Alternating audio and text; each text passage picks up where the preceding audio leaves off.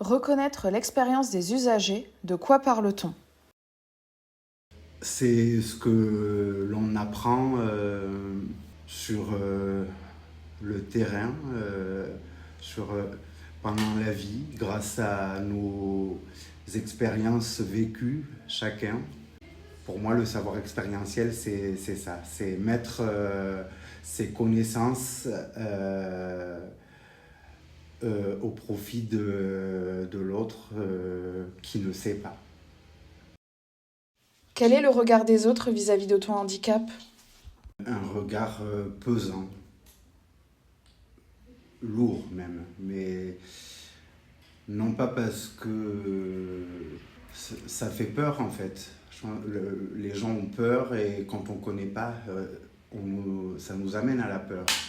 C'est juste lié à de la méconnaissance en fait. Si on prend le temps de poser la question et d'interagir avec la personne en situation de handicap en face de vous, on se rend vite compte qu'elle n'est pas plus stupide qu'une autre, bien au contraire. Tu proposais, Jérémy, de faire un test avec des situations de la vie quotidienne pour nous expliquer si elles sont dénigrantes, bienvenues ou intrusives. La première situation, c'était s'adresser à l'accompagnant valide plutôt qu'à la personne en situation de handicap. Qu'est-ce que tu as à nous dire là-dessus?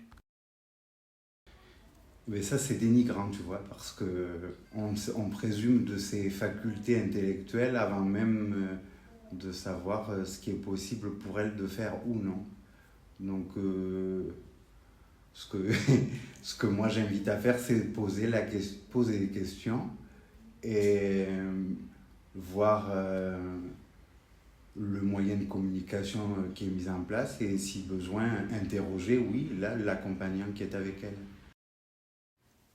Autre situation, s'adresser à une personne en situation de handicap de façon infantilisante. Non, c'est pas utile, dénigrant. Je le dis sans arrêt, mais handicap ne veut pas dire pas de cervelle. La personne, même si elle a son propre moyen de communication, elle est capable de vous répondre. Posez-lui des questions. Quand on croise une personne en situation de handicap qui a l'air en difficulté, qu'est-ce qu'on doit faire? La bonne attitude, alors évidemment, on ne s'enfuit pas, hein, parce que la personne, elle peut être en difficulté, vraiment être en danger, même. Donc on n'hésite pas, on s'arrête et on pose des questions, on demande à la personne si elle a besoin d'aide, mais on propose, mais on n'impose pas, jamais. Merci Jérémy, et si tu devais nous dire une dernière chose? Osez, n'ayez pas peur. Participation d'un usager expert. Représenter les usagers dans les commissions de recrutement, c'est à la fois pertinent et nécessaire. Ça devrait être une évidence que les personnes en situation de handicap aient un droit de regard sur les personnes qui vont les accompagner. C'est aussi une sacrée responsabilité parce que l'idée n'est pas de parler en son nom, mais de s'exprimer au nom de tous. Mon rôle dans ces commissions, c'est de regarder l'humain, la personne au-delà du professionnel.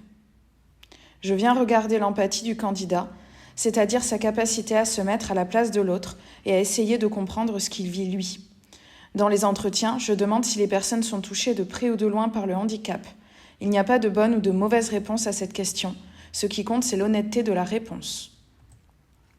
Je viens aussi questionner la posture, au-delà de la technique ou de la théorie, parce qu'être empathique, ce n'est pas avoir de la pitié. On a besoin que les professionnels qui nous accompagnent croient en nous et en nos capacités.